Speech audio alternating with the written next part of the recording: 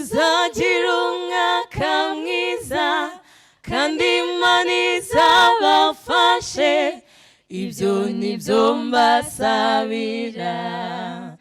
Haleluya.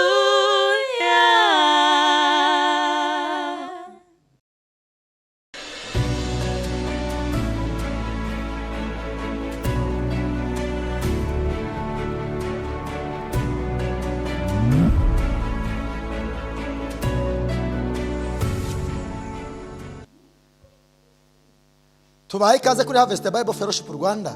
Itorero ryanjye n'umuryango wanjye, itorero ryawe n'umuryango wawe. Itorero ni umuryango. Umwaka wa 2024 ni umwaka w'intsinzi no gukomeza gukoreshwa n'Imana ibambaye kurushaho. Ni umwaka wo gusanirwa no gusubizwa ibyanyazwe n'ibyangijwe n'umwanzi wacu. Ni umwaka wo gutoneshwa n'Imana no kuribatirwa umwanzi n'abambari be bose. Intego yacu ni uguhesha Imana icyubahiro, dusoza inshingano nkuru twasigiwe na Kristo mu mwuka w'itegeko risumba ayandi. Kandi dufite n'inkingi 6 twubakiyeho, ariko inkingi nyamukuru ni Kristo.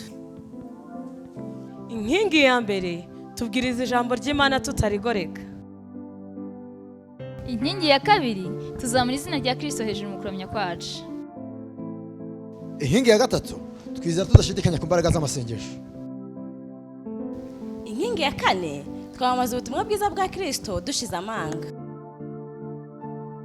Inkingi ya gatanu, dukuza abizera mu ijambo ry'Imana.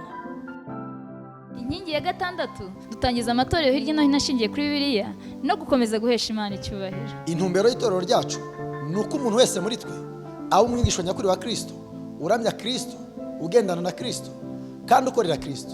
Ushaka kuba umwe muri twe biroroshye cyane. Intambwe ya mbere niyo wateza guterana natwe. Intambwe ya kabiri ni uguhaguruka tukakwakira mu bashyitsi. Intambwe ya gatatu, nyuma y'iteraniro abanyarugwiro barakwegera bakakwereka aho uganira n'umushumba. Nyuma y'ikiganiro, umushumba gufasha kumenya umuryango ufatizo ubarizwamo kugira ngo kwinjize mu muryango mugari wa Harvest Bible Fellowship Rwanda. Murakoze. Murakunzwe.